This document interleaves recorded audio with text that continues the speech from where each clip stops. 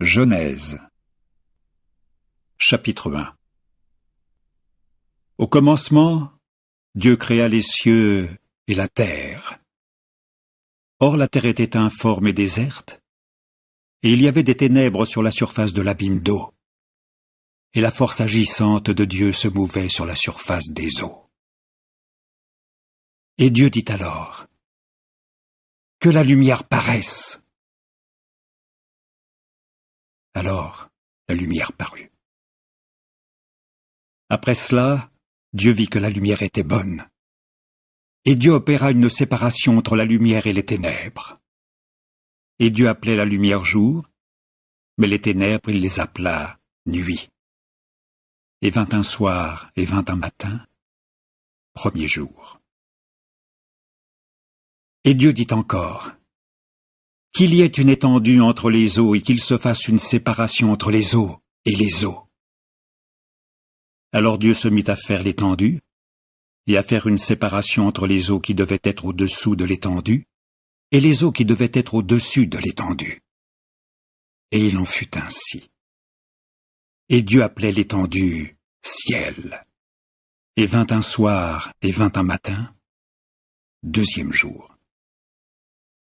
Et Dieu dit encore, que les eaux qui sont au-dessous des cieux se rassemblent en un seul lieu, et qu'apparaisse la terre ferme. Et il en fut ainsi. Et la terre ferme Dieu l'appelait terre, mais le rassemblement des eaux il l'appela mer. En outre Dieu vit que c'était bon. Et Dieu dit encore, que la terre fasse pousser de l'herbe, de la végétation portant semence, des arbres fruitiers donnant du fruit selon leurs espèces dont la semence est en lui sur la terre. Et il en fut ainsi. Et la terre produisait de l'herbe, de la végétation portant semence selon son espèce, et des arbres donnant du fruit dont la semence est en lui selon son espèce. Alors Dieu vit que c'était bon. Et vint un soir et vint un matin, troisième jour. Et Dieu dit encore, que des luminaires paraissent dans l'étendue des cieux pour faire une séparation entre le jour et la nuit. Ils devront servir de signes, et pour les époques, et pour les jours, et pour les années, et ils devront servir de luminaires dans l'étendue des cieux pour éclairer la terre. Et il en fut ainsi. Et Dieu se mit à faire les deux grands luminaires, le grand luminaire pour la domination du jour, et le petit luminaire pour la domination de la nuit, et aussi les étoiles. Ainsi Dieu les mit dans l'étendue des cieux pour éclairer la terre, et pour dominer de jour et de nuit, et pour faire une séparation entre la lumière et les ténèbres. Alors Dieu vit que c'était bon. Et vint un soir et vint un matin, quatrième jour. Et Dieu dit encore, que les eaux pullulent d'un pullulement d'âmes vivantes, et que des créatures volantes volent au-dessus de la terre sur la face de l'étendue des cieux. Et Dieu se mit à créer les grands monstres marins, et toute âme vivante qui se meut, dont les eaux pullulèrent selon leurs espèces, et toute créature volante ailée selon son espèce. Et Dieu vit que c'était bon. Là-dessus Dieu les bénit en disant, « Soyez féconds, devenez nombreux et remplissez les eaux dans les bassins des mers, et que les créatures volantes deviennent nombreuses sur la terre. » Et vint un soir, et vint un matin, cinquième jour.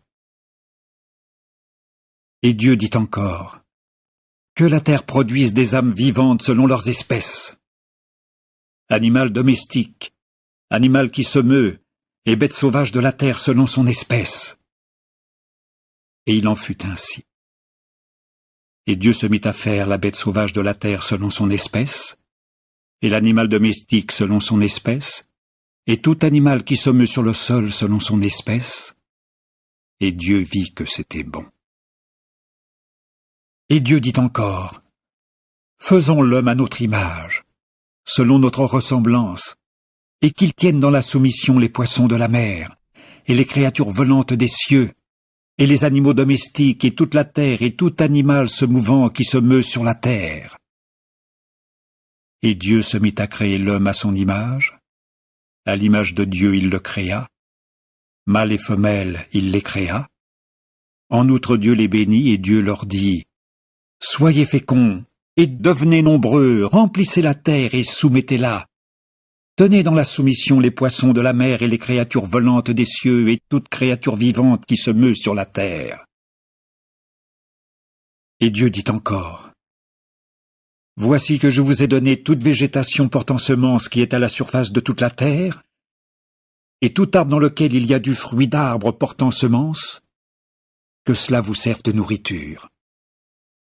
Et à toute bête sauvage de la terre, à toute créature volante des cieux, et à tout ce qui se meut sur la terre qui a en soi vie d'âme, j'ai donné toute végétation verte pour nourriture. » Et il en fut ainsi. Après cela, Dieu vit tout ce qu'il avait fait, et voyez, c'était très bon. Et vint un soir, et vint un matin, 6e jour. Chapitre 2. Ainsi furent achevés les cieux et la terre, et toute leur armée. Et pour le 7e jour, Dieu acheva son œuvre qu'il avait faite, et il s'est mis à se reposer le 7e jour de toute son œuvre qu'il avait faite. Et Dieu s'est mis à bénir le 7e jour et à le rendre sacré, parce qu'en lui, il se repose effectivement de toute son œuvre que Dieu a créée dans le but de faire.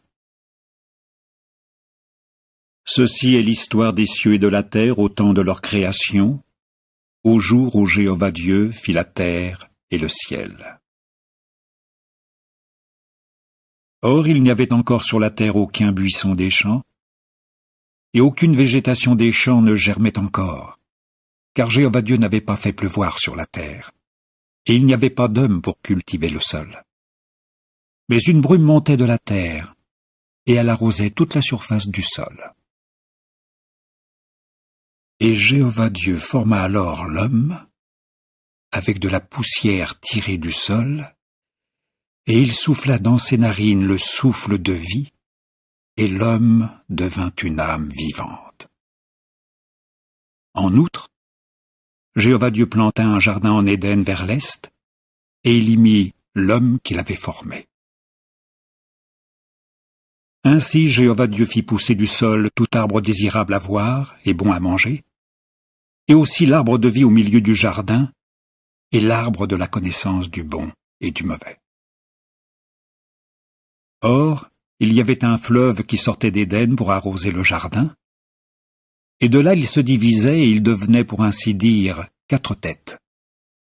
Le nom du premier est Pishon, c'est celui qui entoure tout le pays de Havila où il y a de l'or, et l'or de ce pays est bon. Là se trouve aussi le bdélium et la pierre d'onyx. Le nom du deuxième fleuve est Gihon, c'est celui qui entoure tout le pays de Couche. Le nom du troisième fleuve est Hiddekel, c'est celui qui va vers l'est de la Syrie. Le 4e fleuve est l'Euphrate.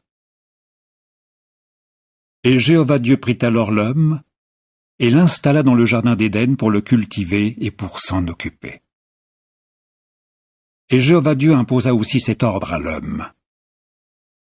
De tout arbre du jardin, tu peux manger à satiété, mais quant à l'arbre de la connaissance du bon et du mauvais, tu ne dois pas en manger, car le jour où tu en mangeras, tu mourras à coup sûr. Et Jéhovah Dieu dit encore, « Il n'est pas bon que l'homme reste seul. Je vais lui faire une aide qui lui corresponde. » Or Jéhovah Dieu formait du sol toute bête sauvage des champs et toute créature volante des cieux, et il se mit à les amener vers l'homme pour voir comment il appellerait chacune d'elles, et comme l'homme l'appelait, c'est-à-dire chaque âme vivante, c'était là son nom. L'homme appelait donc de leur nom tous les animaux domestiques, et les créatures volantes des cieux et toutes bêtes sauvages des champs, mais pour l'homme, il ne se trouva pas d'aide qui lui corresponde. Alors, Jéhovah Dieu fit tomber un profond sommeil sur l'homme, et pendant que celui-ci dormait, il prit une de ses côtes et referma la chair à sa place. Puis Jéhovah Dieu battit en femme la côte qu'il avait prise de l'homme, et l'amena vers l'homme. Alors l'homme dit, « Celle-ci est enfin l'os de mes os et la chair de ma chair.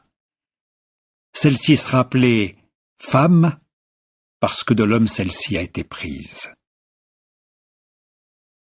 C'est pourquoi l'homme quittera son père et sa mère et devra s'attacher à sa femme, et ils devront devenir une seule chair. Or tous deux étaient nus, l'homme et sa femme, et pourtant ils n'en prenaient pas honte. Chapitre 3. Or, le serpent était la plus prudente de toutes les bêtes sauvages des champs qu'avait faites Jéhovah Dieu. Et il se mit à dire à la femme, « Est-ce vrai que Dieu a dit que vous ne devez pas manger de tout arbre du jardin ?» Mais la femme dit au serpent, « Du fruit des arbres du jardin nous pouvons manger, mais quant à manger du fruit de l'arbre qui est au milieu du jardin, Dieu a dit, « Vous ne devez pas en manger, non, vous ne devez pas y toucher, afin que vous ne mouriez pas. » Cependant le serpent dit à la femme, « Vous ne mourrez pas du tout, car Dieu sait que le jour même où vous en mangerez, vos yeux ne manqueront pas de s'ouvrir, et à coup sûr, vous serez comme Dieu, connaissant le bon et le mauvais. » Alors la femme vit que l'arbre était bon pour la nourriture et que c'était quelque chose d'enviable pour les yeux. Oui, l'arbre était désirable à regarder. Elle prit donc de son fruit et en mangea. Puis elle en donna aussi à son mari quand il fut avec elle, et il en mangea.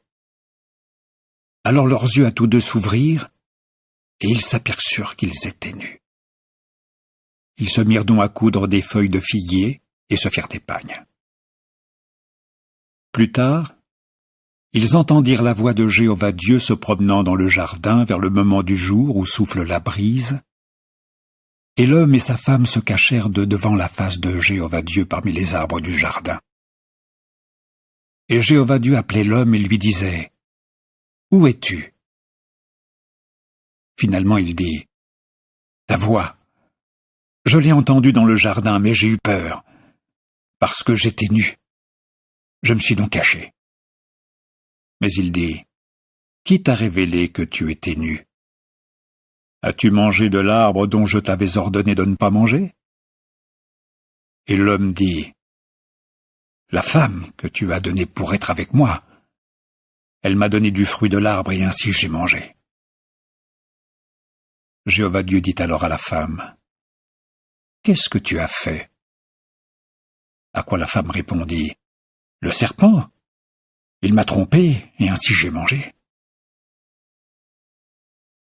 Alors Jéhovah Dieu dit au serpent, « Parce que tu as fait cette chose, tu es le maudit parmi tous les animaux domestiques et parmi toutes les bêtes sauvages des champs. Sur ton ventre tu iras, et c'est de la poussière que tu mangeras tous les jours de ta vie. Je mettrai une inimitié entre toi et la femme, entre ta semence et sa semence. Il te meurtrira à la tête, et tu le meurtriras au talon. » À la femme il dit, « J'augmenterai beaucoup la douleur de ta grossesse. C'est dans les souffrances que tu mettras au monde des enfants, et vers ton mari sera ton désir, et lui te dominera. » Et à Adam il dit, « Parce que tu as écouté la voix de ta femme, et que tu as alors mangé de l'arbre au sujet duquel je t'avais donné cet ordre, tu ne dois pas en manger. Maudit est le sol à cause de toi. C'est dans la douleur que tu en mangeras les produits tous les jours de ta vie. Il fera pousser pour toi épines et chardons, et tu devras manger la végétation des champs.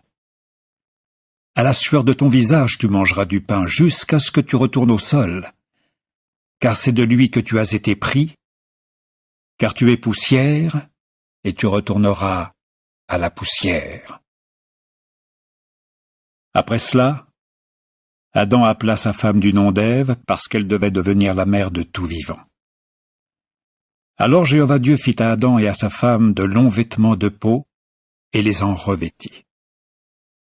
Puis Jéhovah Dieu dit, « Voici que l'homme est devenu comme l'un de nous, en connaissant le bon et le mauvais. Et maintenant, de peur qu'il n'avance sa main, et vraiment ne prenne aussi du fruit de l'arbre de vie et ne mange et ne vive pour des temps indéfinis, alors Jéhovah Dieu l'expulsa du jardin d'Éden pour cultiver le sol d'où il avait été pris. Ainsi il chassa l'homme et posta à l'est du jardin d'Éden les chérubins et la lame flamboyante d'une épée qui tournoyait sans arrêt pour garder le chemin de l'arbre de vie.